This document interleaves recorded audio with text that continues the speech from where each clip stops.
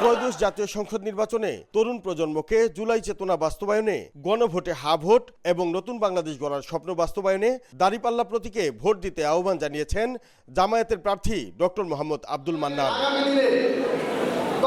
ঢাকা ৬ আসনের গ্যান্ডারিয়া সামাজিক অনুষ্ঠান কেন্দ্রে মিট উইথ জেএনজির সভায় প্রধান অতিথির বক্তব্যে একথা বলেন তিনি। 12 তারিখের ব্যালট বিপ্লব, এই বিপ্লবে আমাদের 1400 শহীদ এবং 30,000 আহতদের যে রক্তের ঋণ আমরা হা ভোট দিয়ে পরিশোধ করব ইনশাআল্লাহ। জুলাইয়ের স্মৃতিচারণ করে ডক্টর আব্দুল মান্নান বলেন, আন্দোলনের প্রতিটি দিন ছিল জীবনের শেষ দিন, মনে ছিল গুম হওয়ার আশঙ্কাও।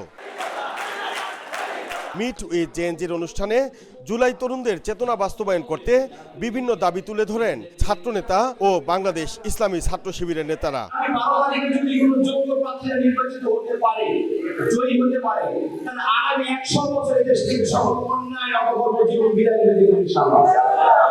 মনে হাসিনাকে দেশ তোলা করেছিলাম, আগামী 12 তারিখ পর্যন্ত একইভাবে ঐক্যবদ্ধ থেকে নতুন বাংলাদেশ বিনির্মাণ করে তারপর আমরা ঘরে ফিরব ইনশাআল্লাহ। সভা শেষে তারুণ্যের মিছিলের আগে ঢাকা ৬ আসনে দাঁড়িপাল্লার জয় প্রত্যাশা করেও গণমাধ্যমকে দলের প্রতিশ্রুতির কথা বলেন ডক্টর আব্দুল মান্নান।